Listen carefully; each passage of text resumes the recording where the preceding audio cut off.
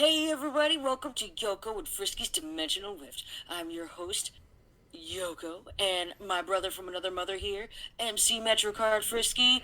We are at the peak of 2020. It is almost over. The hurdle's almost there. We're here to make you smile. Take it home, buddy. Yes, we're almost through this horrific nightmare of a year, but we're gonna end it strong because we got a special guest today. He's a super fan of the show. He's listened to every single episode we put out there. You'll give it up for Tyrone Moses. Hey, how's it going? It's good to have you here, man. You've been a supporter of the show, and we really appreciate that. And we just like to ask you directly, oh, what keeps you coming back? The show is like hilarious listening to you to ruin everything, like Yeah. with no spoiler warnings. Spoiler warnings are for chumps. It's like, hey, let's discuss this for a second. Just give the gist of it, and then just full on plot. Well, yeah, That's why I still haven't listened to the Avengers game episode because I still haven't finished it. well, everybody in America has been pretty much finished the Avengers at this point. It's pretty much a dead game. And then they were Hey, like, I'm wait, finished. we got Kate Bishop, hold on. She's coming. Yeah. Yeah, at the very last minute, they're like, "Wait, guys, we have female Hawkeye. Don't leave us." Yeah, that game is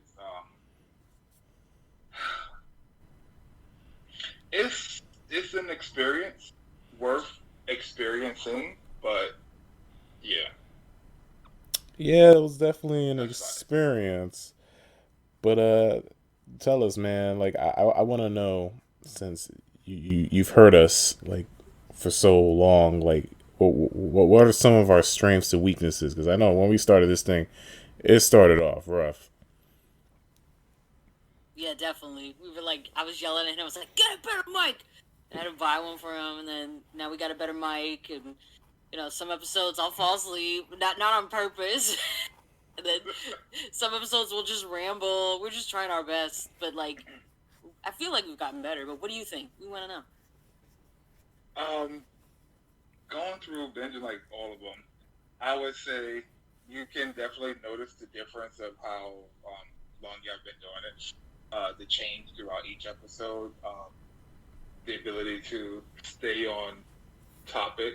Which don't get me wrong, I love the rambling. Like you'll just go straight off into a tangent and then like, oh wait, we were talking about this a second ago. Um, but it's just a good time to listen to. Um, That's great, man. We try to have fun over here. Yeah, the going off tangent doesn't happen that often. Usually, when we have bigger episodes with a lot more people involved, but that's the fun of it. It's just about having a discussion about nerdy stuff. Like that's what we do, even when we're not recording. We're still talking about this shit. Like it's great. And then yelling, and then we're like, wait. We should stop and rant about it on the cast, on the podcast. yeah. Yeah, we got some fun stuff we're gonna talk about today. Yoko just got the new Crash Bandicoot, and she says it's pretty hard. Tell us about that. Woo! All right. So, man, the graphics, amazing. The storytelling takes place right after Crash Bandicoot 3. I love 1 through 3. I've played them like a million times. I have all the originals and the remake. And going into this, I'm thinking, oh man, it's going to be like old times. No. You ready for this? So, apparently, to beat the game, it's a 4-hour game. But to get all the boxes and to get the costumes, you have to reach certain parameters. Meaning, holy crap, do you have to collect all the crystals? You get a specific costume or unlock a different area. And the boxes, they're harder to get than ever. They're like in spots that are in the corner next to a bad guy that you got to figure out how to kill this time. And you get to play Crash, Coco, Cortex, Tana, who's got a booty, and a grappling hook, and Dingo Dial. Get to play all those guys. And right now, Crash and Coco have like really cool outfits. You get like Cyber Goth, Gamer, Unicorn, all these fun things. But I die literally 17 times per level. When I started playing, I have to force myself to go through it. If I don't go through it and collect all the boxes, forget it. It's a 2-hour level, even though it's like 12 to 15 minutes of a level. So I gotta like pace myself and go back when I'm like, when you beat the level, it'll show you what costume is revealed when you beat it. So I'm like, okay, I'll go back one time to get this costume. But like for now, I'm on like the 4th world. I gotta like keep going. And then sometimes I'll laugh because, let's put it this way. You get new masks. There's not just Uka Uka. You get one that makes you spin crazy. You get one that stops time. You get one that that prevents COVID. Yeah, it does, because you phase in and out of the world. You're right. Hey, how'd you know? And if you don't time things just right, you're dead. Like, period. Like, I look to my left, I'm dead. I jump to the corner to get the box. Oh no, a cannon shot my head off. Dead. I farted, died. It is. I'm not even joking. It is out of this world. Yeah, but aren't you supposed to be a cartoon? You should like be good at this stuff, right? You're right, but not when it's masochistic. You can only get blown up so much, okay? And your eyeballs just roll out, and then you gotta go find them. I hate it. Yeah, it's a bit depressing after a while. Yeah, I never go after the boxes. I'm like, boxes are for chumps. It's like, why go after the boxes? Like the goal is right there. But I saw a review and they said like there's like 296 gems to collect in total. Yeah. Yeah. Fuck that. Yeah, I got a confession. I've played like the original 3 Crash Bandicoot games, and I never really realized there was like a true story to them. Oh yeah. Like, I just jumped into the level and that was it. It's a simple plot. I'll just give you the TLDR, as the youngins say. Basically, Cortex created Crash in a lab, and they escape, and he just got to get one from one point of the island to the other. That's the first game. Second game, I think he opens up a dimensional rift, and Crash and Coco got to stop him. And then the third game, he opens up another dimensional rift in time, and it just, Crash learns all these different abilities just to stop him. Of course, he doesn't succeed, and throws Cortex back in time until Cortex and his friends figure out how to get back to the present. And then the fourth game picks up where you left off. That's it. You're such a nerd for knowing that. Shut up! I love those games. I like Sly Cooper more, but shut up. Yeah, they totally ignored the other games, right? Like Crash of Cortex. Yeah, never happened. That game's poop. Twinsanity never happened. Twinsanity was great, though. The Mind Over Mutant, whatever that was. I stopped playing Crash after the Wrath of Cortex. I was like, I'm done. Yeah, you were right for that. But yeah, good luck getting all those gems, and it sounds like a horrible time. I'm not doing it. I'm only gonna get, I got the unicorn costume for Coco. I got Crash's Cyber Gamer Goth, and then Party Douche Chad outfit. I'm happy. Just want to beat it. The Chad outfit. Last night after we watched Dragon Ball Evolution, I beat No More Heroes. So be proud of me. Yeah, I did. I beat that crazy bitch with the bat. Basically, after watching that horrible movie, you have to take your rage out by just massacring somebody with a lightsaber. Yeah, pretty much.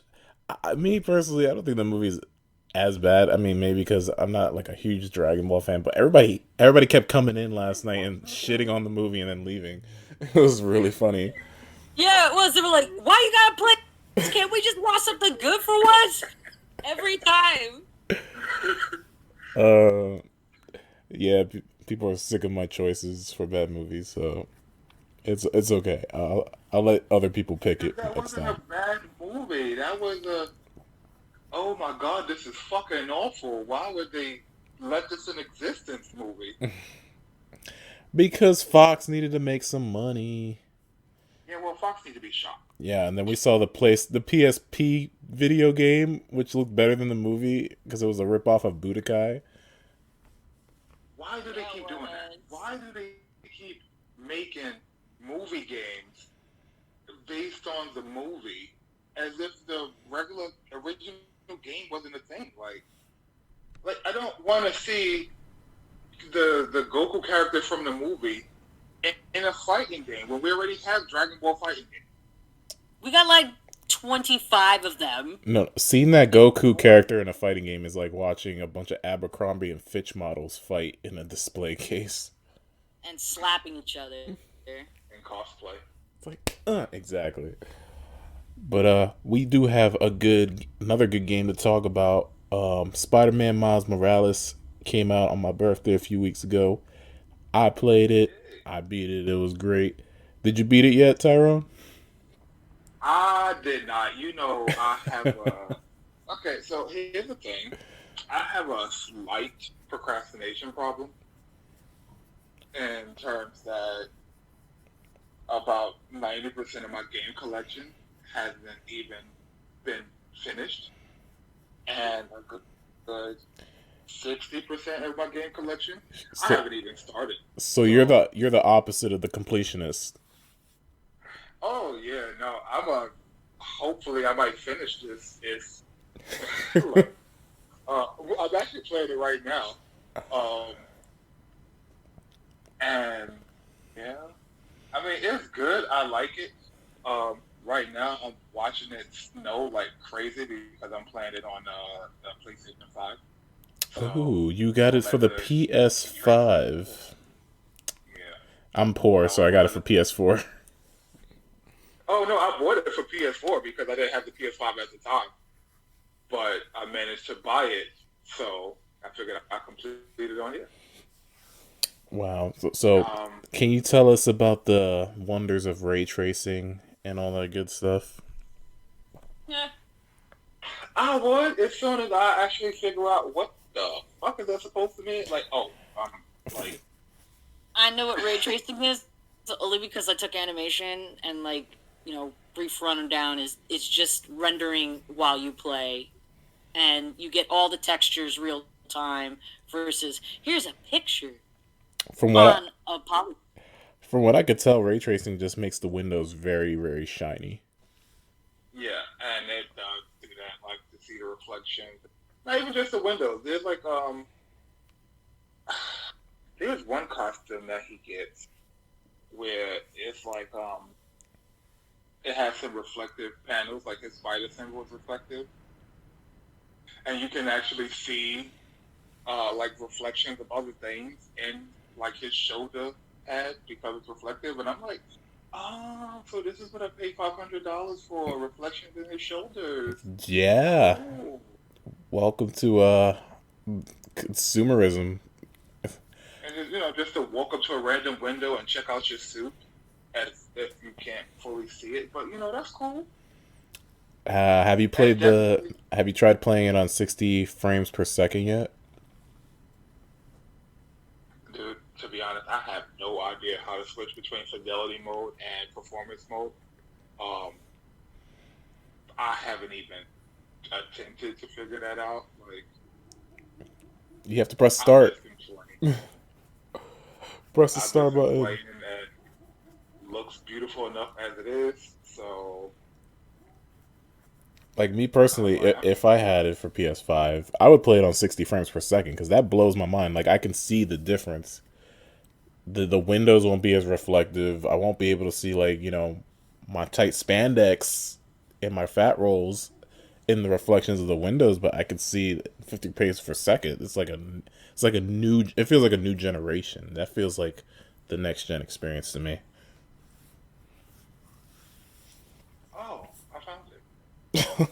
Dude, I don't even have it on. Wait. So I just realized it was neither on fidelity mode nor performance mode. Wow, so you were I'm like, playing on Crackerjack mode? wow, okay, let me try. That's hilarious. You weren't even playing it on like PS5 mode. You were playing it on broke ass mode. Yep. Well, what are you up to Oh, in the story so I don't spoil anything for you? I am. Let's see what's it. Cause I've just been running around beating up bad guys because they popped up on my radar. Um, I'm about to. I'm about to join my best friend's evil organization to try and sneak and help her take down even eviler organization. Yeah. Even though she don't know that I'm Spider-Man or that I know that she's who she is. Evil organization, So, Inception.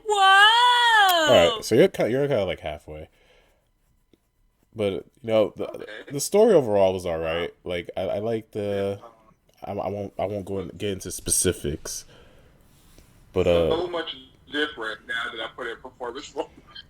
I know that's $500 graphics, man. I mean, it's just like, so it was already a blizzard going, and I put in performance mode, and now the blizzard like kind of kicked up, and you can see the wind blowing the snow around, and the pigeons look even more realistic.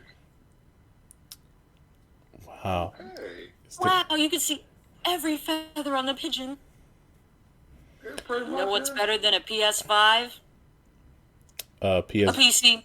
Oh, you're one of those. I'm not. I'm just Yeah. Peace.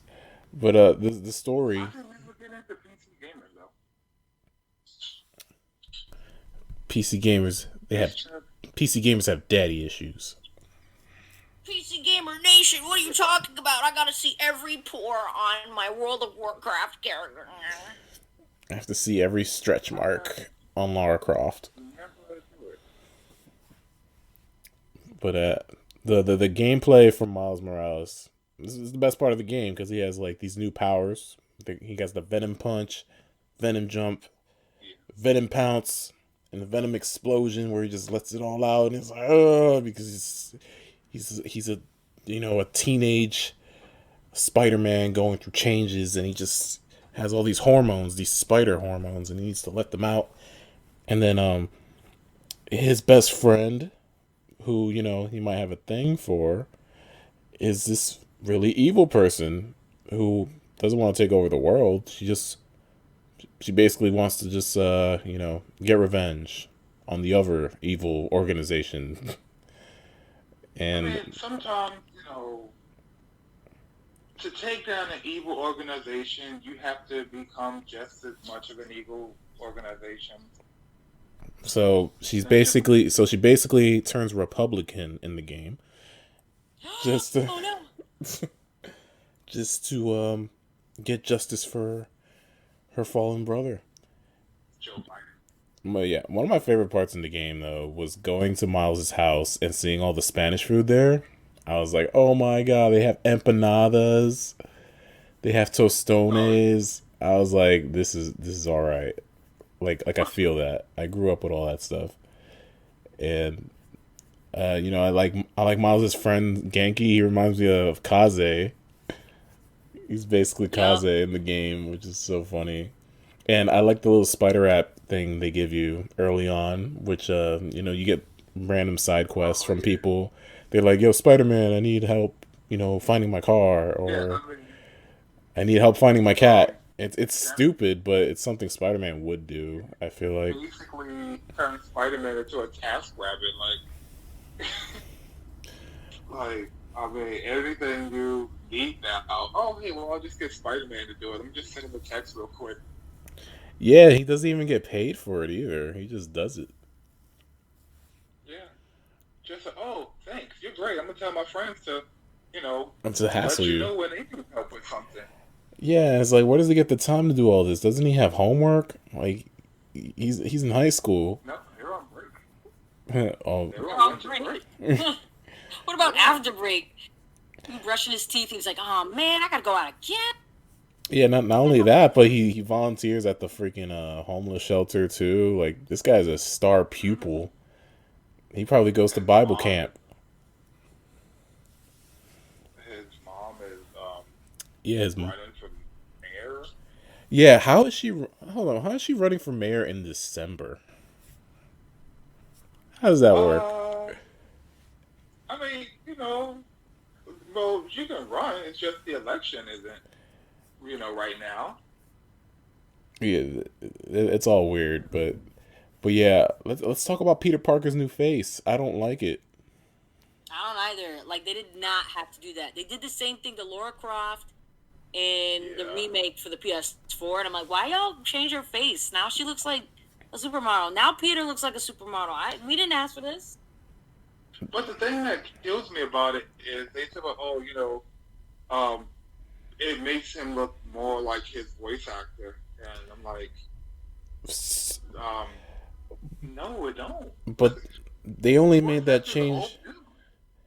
They only made that change for Peter. They didn't change anybody else's face, which is bizarre because this is the main character. It's just overall it's just very jarring because you play the whole. I played the game, the original Spider-Man twice, so I've seen this guy's face. I'm so used to it, and then you see this other guy, and he looks way younger, and he even looks more whiter. It's like, how do you whitewash a white person? That's what everyone was saying on Twitter. That was pretty hilarious. I mean, if you're gonna change his face, at least age him up. He's supposed to be 23. The dude looks younger than Miles now. Exactly. He's supposed to be the older mentor. It's bizarre. But yeah, overall, I like the swinging. They give you more tricks to do while swinging. You can do little dive bombs and spins, and it just made swinging a lot more enjoyable. And it's like Tony Hawk up in there. Bunch of tricks. Yeah, like I feel like they wanted to sell this game for like maybe $40, but then Sony came over and was like, "Yo, man, like let's make this a PS5 launch title." So maybe they beefed it up a little bit, and they decided to make it a launch title because it's a pretty short game. Like I took my time with it before I basically did all the side stuff before doing the final mission, and I'd say overall. That's what I have now. Yeah, overall, it was like 8 That's to all 10 I have now hours. is, But it's cool, man. Like, once you beat that game, man, you get a really cool costume. You get a furry critter that helps you out in the action. yeah. You got a little kitty? Yeah, you get a cat that fucking bitch smacks all these foes, man. It's crazy. Only problem is, once I beat the game, that's it. Like, it's so much stuff in this game that is set aside for New Game Plus. It's like, how do you know I'm playing this shit after I finish this? Like, Well, you gotta play it again with the cat. That's the incentive. no. You're like, nah, I'm good. You do get like a few upgrades. I have Watch Dogs. I need to start Assassin's Creed Valhalla. Yeah, once I see credits, that's pretty much it for me. I'm seeing that Assassin's Creed Valhalla has a lot of glitches. Typical. It's Was it a Ubisoft Ubisoft? game. It's Like, Ubisoft. At this point, to have a Ubisoft game that doesn't have... Oh, shit. Did you die? No, I just got caught. Well, turn invisible. That's another good thing about the game. You could turn invisible, making the stealth sections like stupid easy. My camo meter is okay.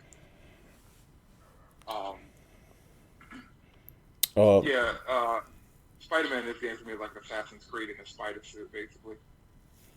I don't say that. It's way better than Assassin's Creed, man. You can go around. You can go around the city, and you can record beats of the city, and then you can make it into a song later. What other game can do that? And I've heard from a lot of other reviewers they didn't like that part. I love that part. I thought it was cool. I had no idea about that. Dude, I haven't even figured out how to commando mode like you did in the other one, in the first Spider-Man. And I love that Miles' uncle just immediately knows that he's Spider-Man. He's like, you can't fool me with that voice. He has a distinctive voice. Like, you can't fool me. I know it's you. Exactly. But outside that, everything else about it is very okay. So, Spider-Man and all these other good games aside, the most underrated gem of the PS5 is actually its tech demo, Astro's Playworld. Yeah, I've heard about that. It looks cute. This game is way more fun than you would be led to believe. And it only basically serves the purpose of showing what the controller can actually do. Which is vibrate at certain parts. The vibrations, the adaptive trigger. So what you're saying is, if you have a girlfriend, the PlayStation 5 controller is the perfect stocking stuffer. Oh boy. Depending on what game you play, yeah. So you play Astro's Playworld, she might never. If she's playing Astro's Playworld, but, she might not need you no more. She gonna be up all night playing that. Be like, what you doing? Like, nothing. Just collecting coins. Your girlfriend has 100% completion in Astro's Playworld. Oh boy. You know what time it is. Or if she has a 10% completion and she's racked 50 hours in Astro's Playworld, yeah, sorry to tell you, but you've been replaced. Well, as long as someone's reaching completion tonight. Anyway. Yeah, I was just gonna say one more thing about Miles. The Spider-Verse costume is legit. Oh, it's hilarious. It's so cool. The frame rate drops just like the movie. I started a new game plus on it, playing with that one, and I loved it. The costumes overall, like, he has fewer costumes than Peter, but I think his variety is much better. Like, I love the one with the hoodie and the Daft Punk one where his helmet's like all Cybertron. It is good stuff. I really wanted you to see like more of it, Yoko, because you would love this game. You would absolutely adore it, and if it goes down. Well, that's why I wanted to watch you play it, but of course I was not feeling well. Well, I could always do a new game plus for you, or you can, I'm sure it'll drop down in price eventually, and you can get it for yourself. You'll absolutely adore it. You deserve to swing through the skyscrapers of New York City and feel that swagger of a black teen that everybody's talking about. Oh, snap. But one thing I hated about the game, holy shit, there's so many electrical puzzles. Because this dude is basically a Duracell battery. So it's like, he has to turn on so many goddamn generators. I swear. It's crazy. It's like, oh man, you gotta turn on the power. He has electrical power, so now we have to, give him a reason to use it outside of just punching bigger bad guys in the face, because regular punches don't do anything to them. Yeah, so at every instance, they find a way to shoehorn this stupid like generator puzzle where you're connecting the webs to like these little receivers and you're powering something on. And I guess that replaces like the puzzles in the first game, which I actually like those puzzles. A lot of people don't like them. I thought they were cool. But yeah, that was probably like the most annoying thing I had with the game. If I have to turn on another generator, I'm going to lose it. But yeah, anyway, 10 out of 10. So, what's next on the list? Wasn't the Animaniacs next? You want to talk about Animaniacs? Let's talk about damn Animaniacs. Go ahead, gush over it. All right, I'm gonna be honest with you. It felt weird watching it. Really? And some in a good way, and some in a not so good way. And I'll tell you why. So, what episodes did either one of you watch it? I saw like the first. I've been up to episode 5. I saw like the first 11. Okay. Saw most of it. So let's just say episode 2. I noticed the feel of the human characters look almost Ren and Stimpy like. And like all the humans look disgusting. And you know what? To be fair, we're disgusting. Humans are gross. That's why I'm a Shiba Inu, and you guys can just live with that. But You ain't getting shit for Christmas, but go ahead. you're like, whatever, man. But there were some parts that were just really gross. Like Wacko loses his tail, and he goes, "Don't worry, it'll come back, just like a chameleon." And it looked shaved off and naked, and it looked like a dick coming out. It was just, and then pus came out. It was gross. Whoa. It sounds like I'm making it up, but that was there. There was another episode that had a phone number with Pinky and the Brain, because Brain, of course, is doing his scheme, trying to take over the world. He was like, call this number so that way we can all take over the world. And it was to a phone sex hotline number. It was a hotline. It was literally hot. It was, like, legit. People were calling in, and Hulu had to shut that episode down and take it out. Like, take the episode down, edit that out, and then put it back up. The reason why I bring up the human characters being gross is they had an episode with Odysseus, and he was all like, yeah, is this the course for warrior ninja? Oh yeah. And like his nuts kind of come out of his skirt, and he's like, I'm not joking, I was baffled. I was like, what is happening? It's covered, but you see a little moose knuckle. Yeah, a little kiki coming out, and it was weird because it felt like they were really trying to cater to our age group, and where some things were really, really, really adult, and then there were some parts that are just like, let's have a sing-along, just like in the original, and I'm like, okay. Yeah, they try to do both. They try to, come back for the kids, but also have like little innuendos and adult jokes for the people who grew up with the show. The first episode was exactly what I thought it would be as soon as they announced the reboot. It's like, oh man, we've been gone for so long. We have to reference everything in the last 20 years. And I was like, okay. Yeah. Okay. Cell phones. Okay. Okay. The election. Okay. Yeah. Like the all of that. It's so funny. Yeah. And I was like, all right. Well, once they got past that, I started enjoying it. I'm like, I don't need to be reminded of what the last 20 years looked like. I lived through it. I get it. I get it. You guys been gone for a minute. But it was refreshing to see just cartoons being cartoons. Just being like super duper animated and wacky. Because I haven't seen that in a cartoon in a long time. A lot of the cartoons out now, they're very, either scripted or, just down to earth. There's not a lot of, wacky, loony cartoons out there anymore. So it was just refreshing to see cartoons be cartoons. I was like, oh, this is nice. I remember this. But to be honest, all the Pinky and the Brain stuff, like I kind of like zoned out when they came on. Like I wasn't feeling it.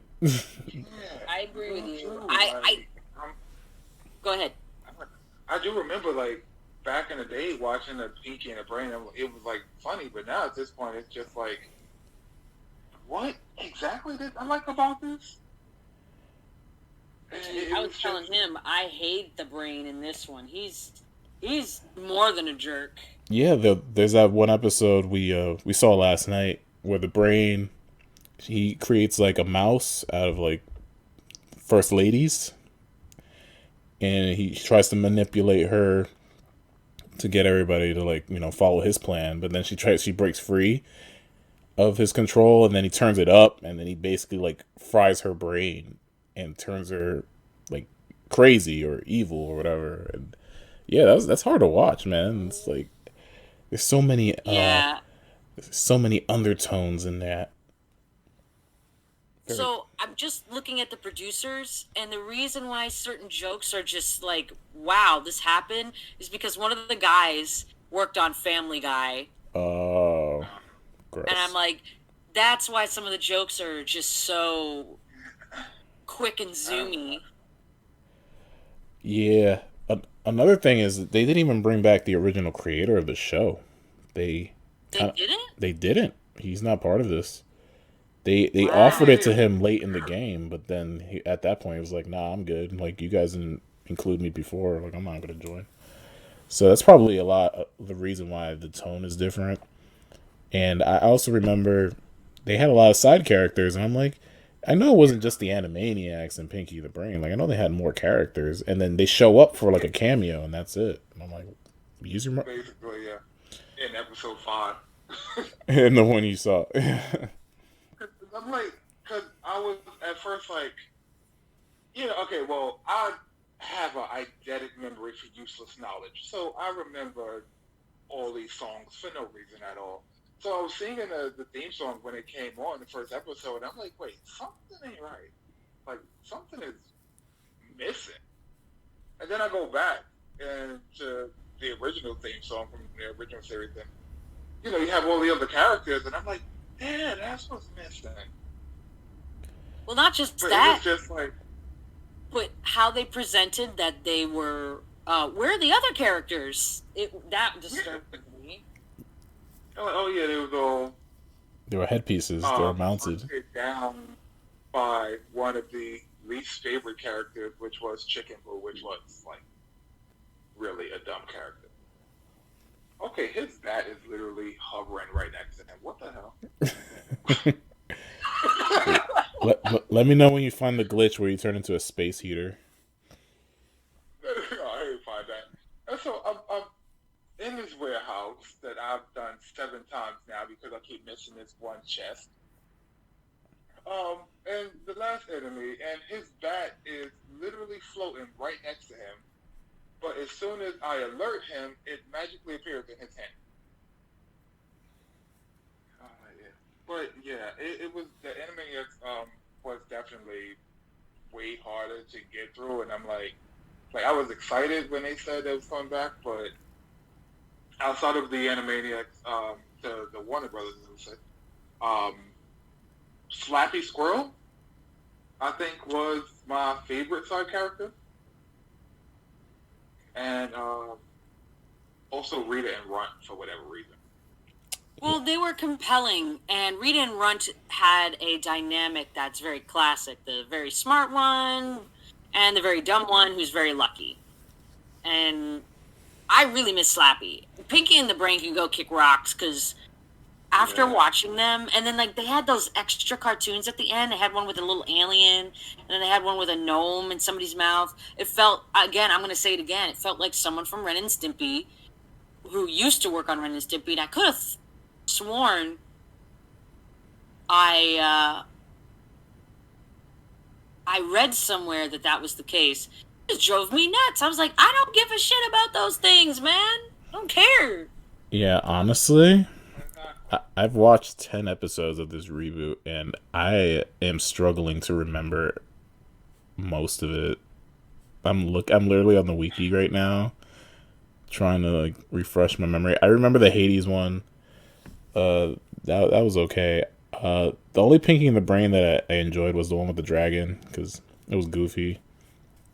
Yeah, all these Spyro fans are like, I bet you made it be inspired by Spyro. Yeah, I watched that one with Joel, and he was like, "Oh, they're gonna draw porn of him. Watch."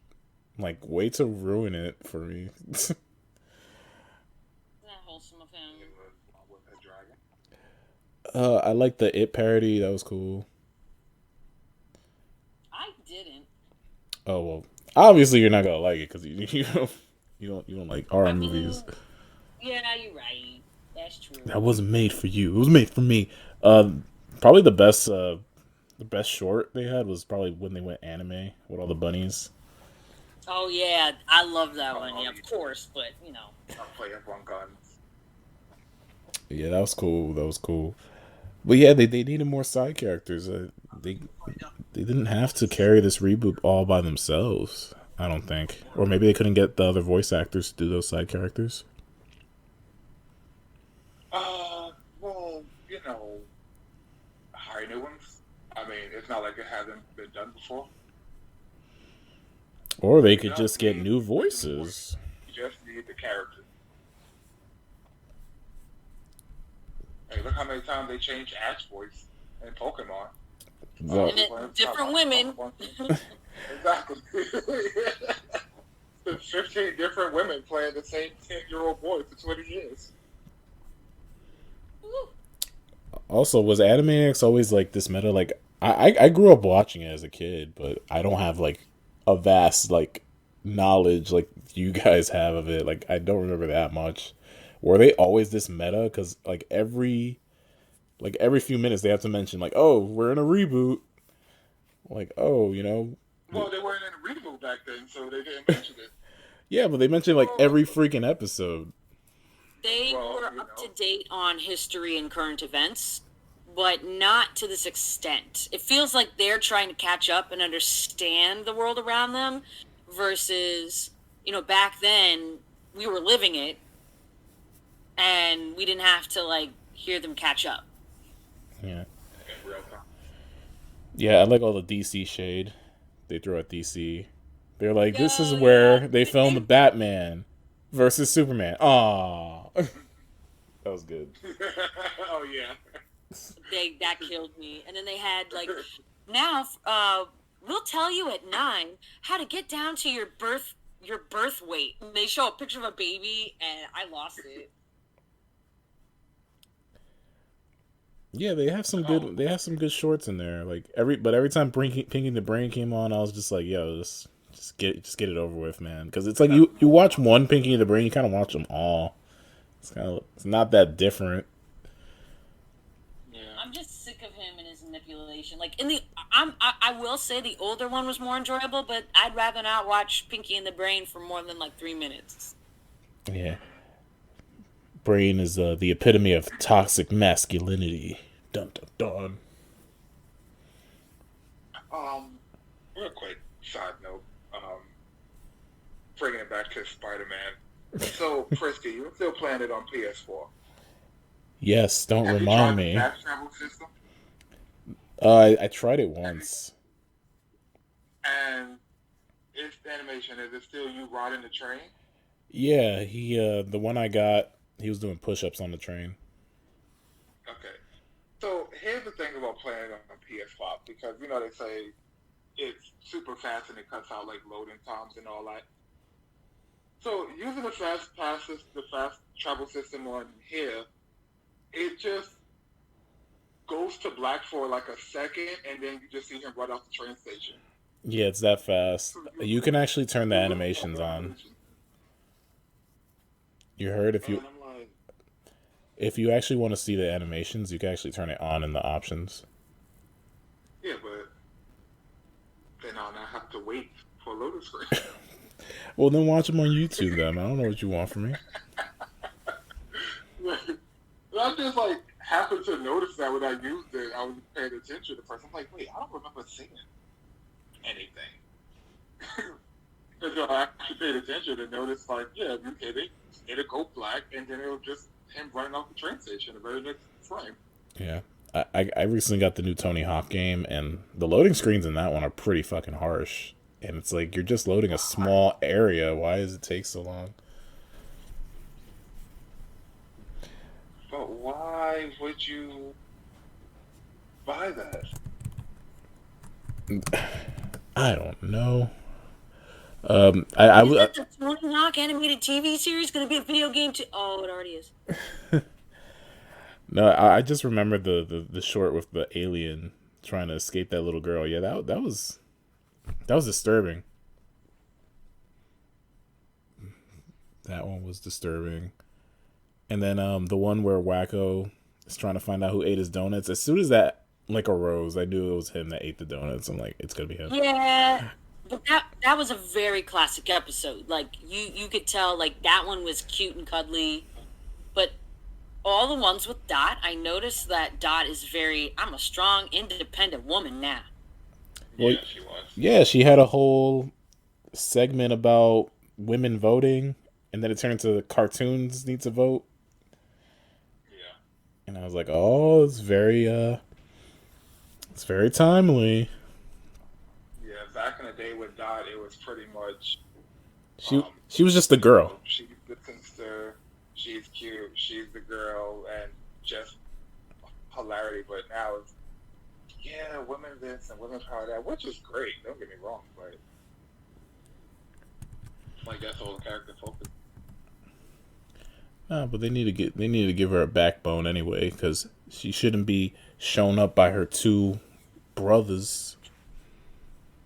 Yeah, but it's usually Yakko that like takes the lead on everything, just out of how their dynamic works. Yeah, that's the one good thing about the It episode, because he's the only one that actually gets scared, and his fear is that no one laughs at his jokes.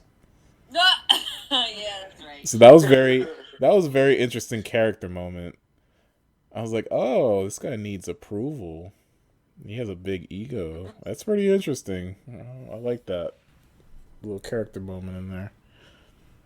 But, overall, like, I guess it's fine. I guess if you're a fan of the original, you're gonna like it. It's not as good as the original, obviously, but that's basically the MO with every reboot anyway. Yeah, that's not true. I'm a huge fan of the original. No, I'm saying, like, the reboot's not as good as the original. No, I mean, but what reboot actually is? Yeah, that's what I basically said. I found personally that animated reboots, and this is not even me being biased, most animated reboots are better than the live action reboots, because the live action reboots, you're living on a memory, versus the animated reboots, they'll actually get the people who worked on it or people who watched something like that as a kid, because, like, I hate to say it, My Little Pony was a really great reboot. Like it or hate it, it's a good show. I'll take your word for it. I've never seen an episode of that shit. It's fine. Okay, well, I have a lot, like all of them. See, like, point taken. And, like, the She-Ra reboot was really good. Oh yeah, I did love that, but I don't remember the original, so it doesn't count.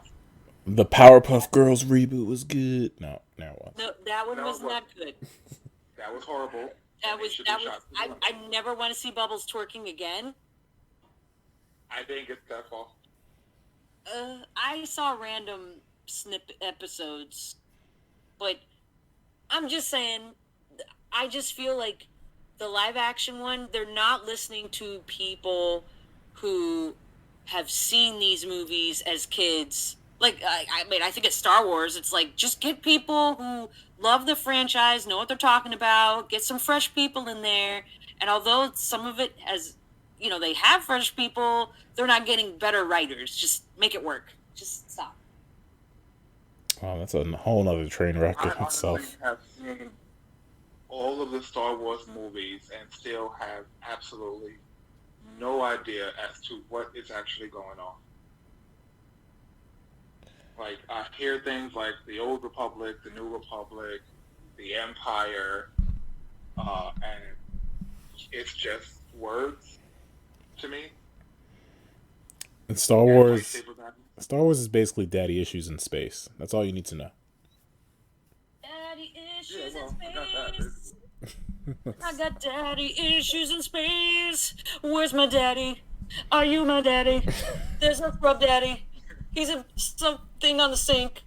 I don't know. Like, I've so far watched every episode of The Mandalorian, and the only thing I have really focused on is, well, Baby Yoda, who we recently found out name is actually Grogu.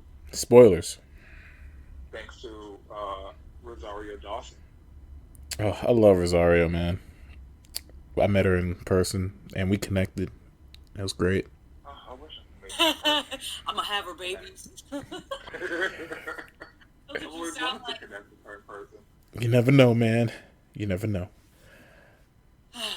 Well, I'm glad Star Wars people have something to enjoy. Me, every time everybody asks me, "Do you watch The Mandalorian?" And I'm like, "Nah, man. I'm Star Wars out." Like, I know it's good. I saw like the first 4 episodes, but I don't need to watch it. Maybe down the road, maybe I'll binge the whole thing when it's up. But I don't need to watch it either. Yeah. But then again, I don't like Star Wars and I don't count. That's right. No gay people in Star Wars, except for that one scene in the background in the last movie they had. Like if you squint, you see two girls kissing in the background of the movie. Wow. I'll make sure to watch the whole quadrilogy and get a magnifying glass just for that. That's what the whole saga's been building up to. These two random girls kissing that they don't even have names. Yeah, you don't know who they are or why they're even there. But, inclusion. Inclusion. Diversity. So I'm assuming we're gonna get a lot more reboots coming up. We already have Looney Tunes. No, Tiny Toons are coming back. And they are? Yeah, Tiny's coming back. No. You're like, no. Because I really, really, really love Tiny Toons. Babs and Buster Bunny were my absolute favorite. And I have a feeling that it's going to be a huge business. You're not wrong. Again, they said reboots a bit like have anybody seen the Charmed reboot? No. No. Okay, so I love Charmed. I've seen every episode multiple times, more times than I would like to admit, and I'd still actually kind of watch it if for some reason I'm up at like 5, 6 o'clock in the morning, since it still airs on TBS. I've watched the reboot, and it's okay, but it does not have anywhere near the same aspect of the original. Like they have kind of the same powers, and it's like they're just using kind of the same plot points from the original into this one, but they're kind of like fast pacing it almost. It's basically the difference between the original Full Metal Alchemist and Full Metal Alchemist Brotherhood. It's kind of like Brotherhood is superior. Yeah. Don't watch the Charmed reboot. Just watch The Craft. Have you seen the Craft reboot? Legacy? No. Oh my god. Watch That the good. It gets to a point where you're like, what am I even watching anymore? Like, it starts off kind of the same way as the original. And then by the end, they turn out to be superheroes. Yeah, and David Duchovny is the bad guy. Yes, and they, I think at one point they even summoned Captain Planet. Oh, wow. It wasn't actually, said. Summoned Captain Planet. Was it Don Cheadle, Captain Planet? Yes, he was. He was? Yeah, Don. In a parody. Yeah, on the Funny or Die skit, Don Cheadle played Captain Planet, and it was awesome. Oh man, yeah, it just was. But yes, we're gonna get plenty of reboots, and they're gonna be just like this one. They're gonna be okay, which is okay because people need nostalgia, because we're going through tough, unprecedented times. But good news for people who have to keep staying at home. HBO Max has decided, hey, we're going to release all of Warner Brothers movies on our streaming service the same day they hit the theaters. So you can watch these classic gems like the Tom and Jerry movie, or Godzilla vs. King Kong, and even Space Jam: A New Legacy from the comfort at your home, COVID free. Hey, do what you gonna do? Do what you gonna do? So yeah, this is pretty big news, man. Like this is crazy. Like all these movies I are wanted just. to get HBO Max for like Christmas, but I'm saving up for a new computer. But yeah, starting with Wonder Woman. Yeah, 1984 on Christmas. Yeah, that's when it starts. That's gonna be the first movie that comes to the streaming service. The thing is, like, they say this as if people weren't going to stream them at home anyway. Like, have y'all forgotten about bootleg sites? Like, I don't. Nobody. Do you want to watch a cam rip of In the Heights? I didn't think so. I mean, listen. You want to watch a cam rip of The Matrix 4? I didn't think so. What in case of The Matrix, it would actually keep in tradition for me. Oh, shit. That's too real. Like, It's too real. all the original ones and a cam rip, so, keep up tradition.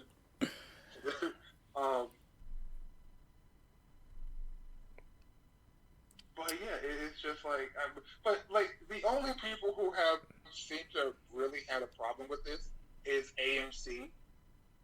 Of Like, course. they're like really, really mad, and I'm just sitting here thinking, but you're closed anyway. AMC is broke. So They broke. like, you're closed. How are we going to see it in the theaters regardless? Like, what are we supposed to sit outside the doors? I don't know. No, But get COVID and deal with it. yeah. So that means me and Yoko can watch The Suicide Squad Part 2 from the comfort of our homes. Oh, man. I mean, real talk, it's just crazy, man. Like, theaters are taking a hit, man. They are getting it good. And this move is just like a big blow. But, hey. I mean, that's good. Movie theater prices were getting a little out of control. Yeah, they were. Especially the food, too. The food would be like $20. You get one pretzel, and I'm like, oh, can I get the cheese? Extra 59 cents. Oh, would you like the toy with that? I didn't get a kids meal. Tough tits. Like, because we had seen, I seen Avengers Infinity War in 4D, and that ticket was $30. Just so the chair can shake a little bit. Well, that's your problem. No one told you to watch it in 4D. Hey, why you want to be mean like that? That's because it's true.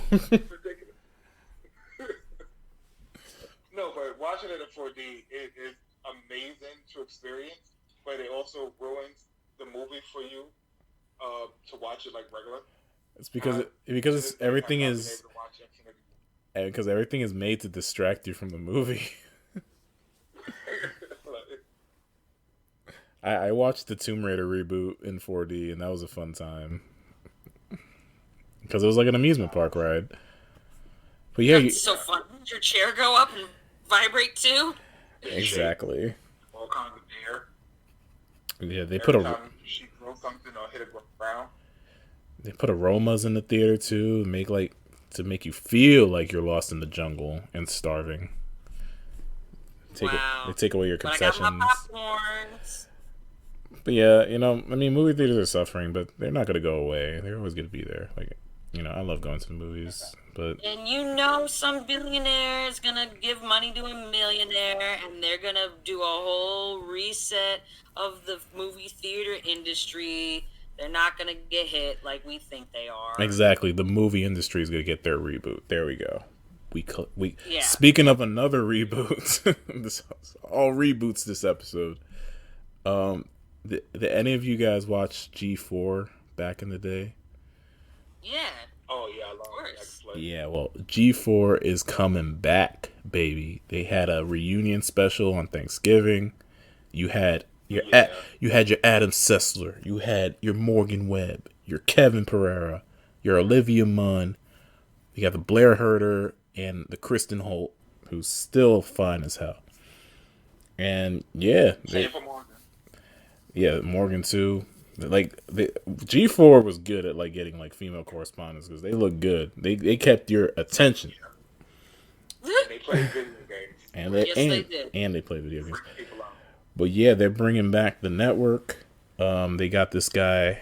He's a wrestler named Austin Creed. He's gonna be like the new face of the channel, and it looks good. And they were showing like their best of clips. Like, remember when this happened? Like Olivia like eating the hot dog on a string. Or when they were like, oh, I remember that. Yeah, no, when they were wrestling in the pie, or when X played their stupid skits, like the fucking rat puppet and Drunk Link. Like, I was watching all this and I was like, I got really nostalgic. I was like, oh shit, like G4 was like a big part of like my high school experience. Yeah, I remember somebody saying somebody hacked their servers back in the early 2000s when they changed from Tech TV to G4 and were starting to wean away from video gaming, and I think it was a rumor. I don't believe it was real. They were just like, no, bring gaming. And that's when like gaming was really trying. I really believe that G4 Tech TV was like the push for YouTube gaming, in my opinion. Yeah, it was. They actually started covering those gaming tournaments, and that was people's first real look into um, all those tournaments like Mortal Kombat, Street Fighter, and all them. Yeah, G4 was ahead of its time with all that stuff, with gaming I tournaments and coverage of E3 and stuff like that. I was a real diehard fan of X Play. I love because X Play. X-Play was the shit. I need those level of video game reviews to this day to let what is great about a game, what is bad. Most reviews nowadays just seem like in IGN. I've watched IGN game reviews, and it's like almost everything it's at least a 7 lately. A 7.5 out of 10. You know, with X-Play, like if a game was bad, it was like really buggy and glitchy. Like they'll let you know and make fun of it, but Yeah, they would. I really miss that. If it weren't for Adam Sessler, I would not have checked out Sly Cooper. Honestly, he was all like raving about it, and I remember they had their Halloween special where all they talked about was Silent Hill and Resident Evil and the motives behind it. Like those were great times. Yeah. My favorite episode is definitely the musical episode of X-Play, since I know all the words to all the songs. But Damn. yeah, I said Die Hard fan. But what shocked me about the reunion was, Olivia Munn was there, and don't get me wrong, I love Olivia, but you kind of left long before the network went out. She left to. Yeah, she did. She wasn't. She had I a. loved it so much, and I missed it. But you left to play Psylocke. Yo, she was Psylocke in X-Men Apocalypse. Oh no! I didn't know that. Yeah. Oh shit! So She left to do her movie career. Her highlights were Psylocke and other roles. she was in. She showed her tits in Magic Mike. I can confirm. I didn't watch Magic Mike. What? You don't support male dancing? What's the matter with you? And But yeah, did you see the reunion? You saw it? yeah, Oh, I watched it. yeah, it was great, man. It was really funny. And also, I missed the one thing I do miss most about G4. It made it so easy to watch all the gaming conferences like E3, PAX Prime, PAX East, Comic Con, the Consumer Electronics Show. Any gaming or tech conference were automatically there. Everything was right there. You didn't have to scour the internet, go through all these different networks to see all this different coverage. But they didn't even have those networks to have those different coverages. I believe G4 was the only one.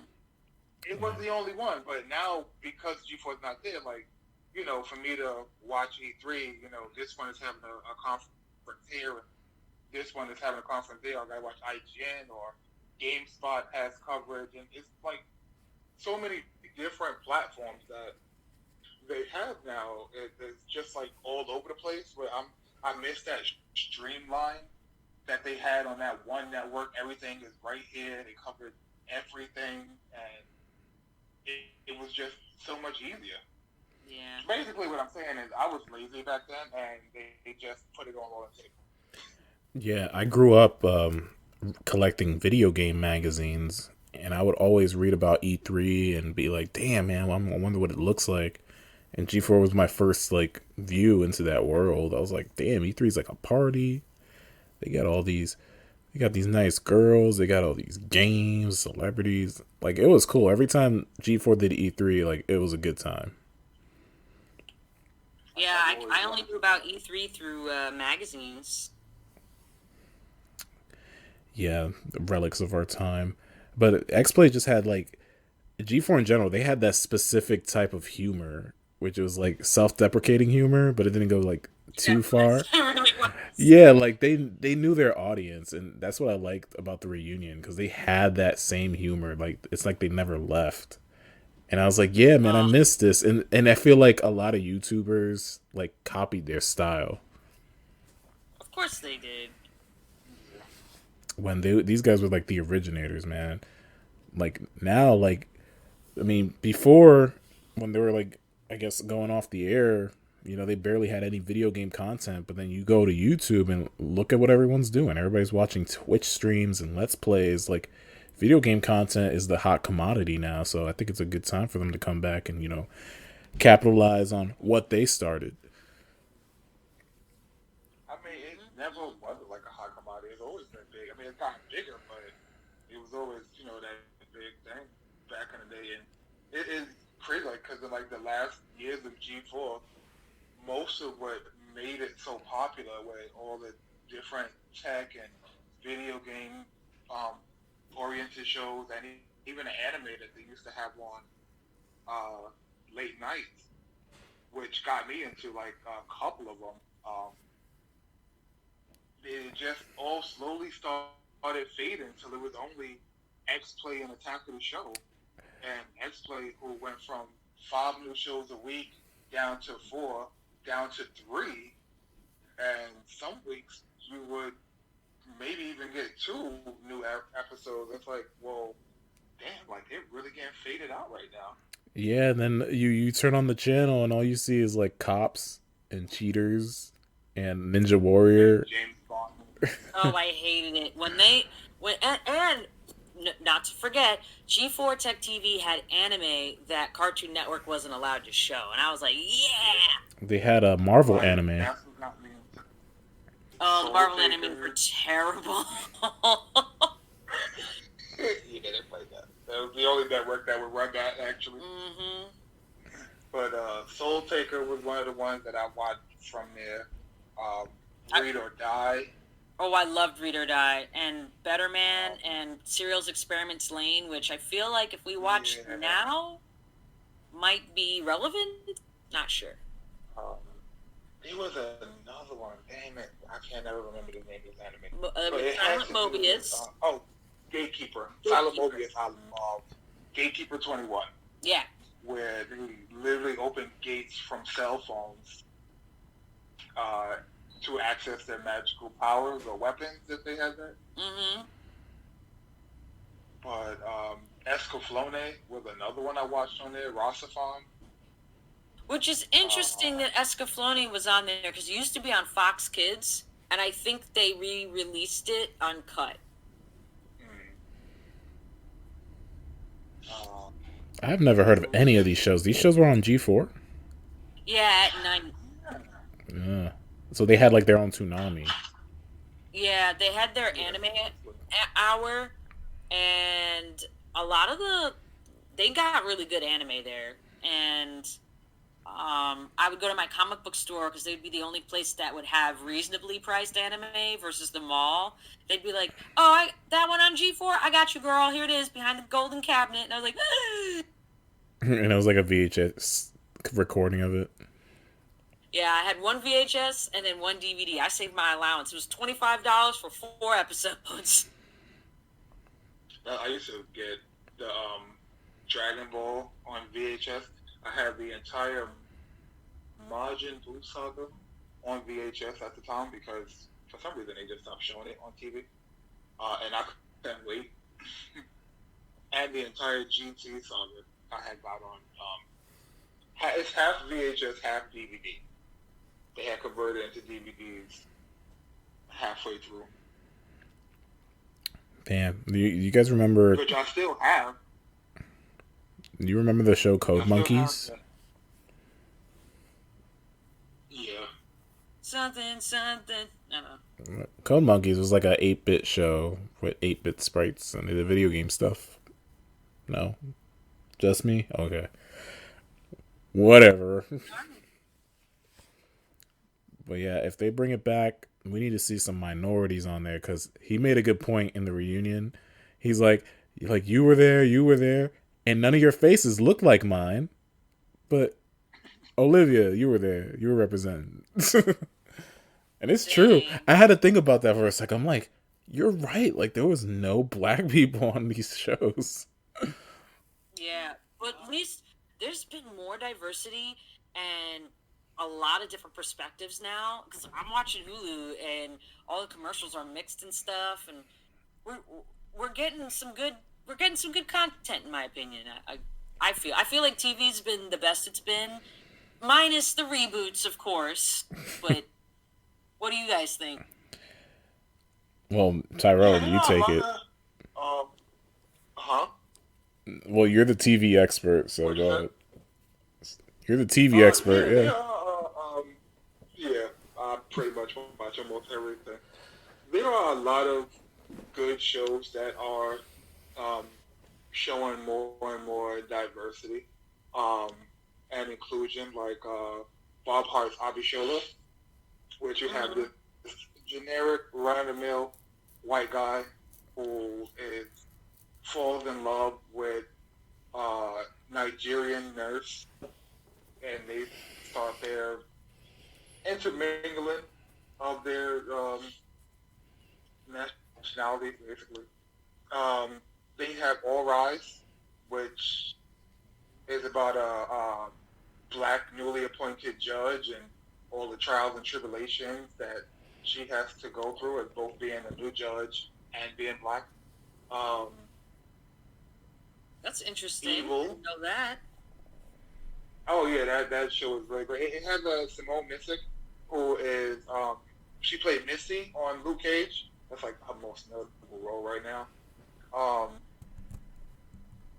so she's in it. It's hilarious. It can be sad at times. It can really make you think about the cases that she tried. It's a really good show. Um, Evil with Luke Cage, actually. I cannot remember his real name. It's all It's good. That's all I need to know. it's Mike Coulter. But yeah, that. So that's a good thing. It dwells between the possibility of there being people who do evil things just because they're evil, or they're just pretending to be evil, and to get them off of the crimes that they're about to be charged for, or if there's really an actual evil presence lurking around that's making them do these type of things. Um, and one of my favorite shows, I would say, of last season has been a show called Prodigal Son, where this guy, he's like a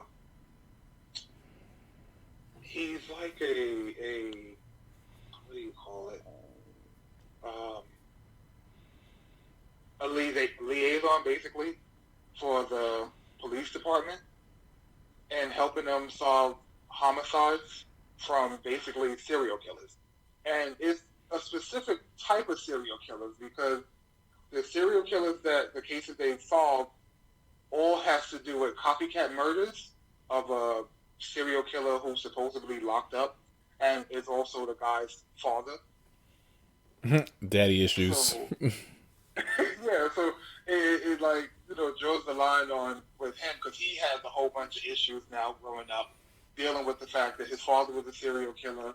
He's the one that helped helped get him captured, and so he has like parts of his memory that's like blocked. He can't remember certain things, and he's trying to walk that line on if being a serial killer basically genetic, or is it just certain people just do it just because?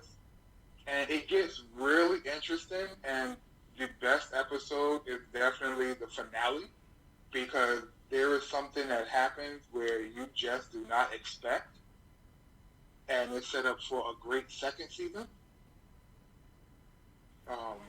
So yeah, that was a pretty good show. But then you know you do have the staples that try to add inclusion, but pretty much sticks to the main point, like the Connors, for example. Gross. They tried to add inclusion by having DJ marry the girl that he didn't want to kiss in the original series back when they were a child. But now that they're grown up, they're married and they have a full black daughter. Like, this girl isn't mixed at all. Like, she's full black. Well, they had to put a black. You have them, but then They had to put a black girl on the show you because have Roseanne that. was problematic. Exactly. But the problem is, you don't get to even see them that much, though. Like his wife has been on maybe a couple of episodes so far, but you know, it's always, oh, she's off at war or she's out of the country because you know she's in the army, and the daughter is, you know, she comes in from time to time, but she's not even in it that much, so it really just focuses on the regular family.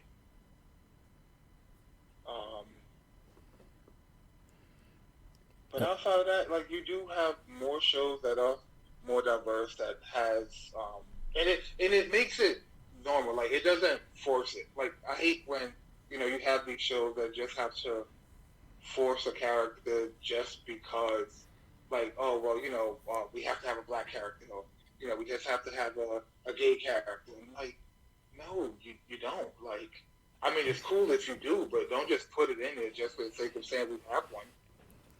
Listen, I need DJ Tanner to marry a black lesbian, okay? I need that in my life. So speak for yourself. He's barely in the show. And the funny thing about that show with him, like, they all look old because, you know, it's like 20 years after the original thing. So they're all old. But it's funny how he was the youngest one on the original show. And he looks the oldest out of everybody on the show. Cocaine's a hell of a drug. Yeah, apparently. Right, well, hopefully in the future, people will be taking notice and we will get more diversity. Hopefully starting with the G4 reboot. But yeah. As long as they have X-Play, I'm good. Oh, they better have X-Play. They better have it with the original team, Adam and Morgan, because Blair... Who cares about Blair? I don't care about Blair. Do you care about Blair? They barely talked to him at the reunion. You noticed that, right? He barely got any lines. Blair was a glorified intern. Yeah. But apparently he's the vice president of G4 now, so you'll probably be seeing a lot more of him. They need to bring back Attack of the Show. They should bring back their old lineup as well, like Pulse, Cinematech, Arena. I never really liked Attack of the Show. You never liked Attack of the Show? That was like their flagship show, man. I learned about Twitter from Attack of the Show. That's where I first learned about this. It was Kevin Pereira was just annoying to me. Yeah, but that's why they had Olivia Munn there to balance it all out. Yeah. And then once Olivia left to go pursue her career as being Psylocke, I just moved on. Yeah, well, every time she's asked about G4, she gets all teary-eyed. She's like, "Oh man, that was like the best job ever. I wish I could go there every single day." And it's like, why'd you leave? Why did you leave? It's like quit. Like, quit fronting. All right, well, let's start to wrap things up. You got anything else you want to say? Do you want to plug anything? No, I have absolutely nothing to plug.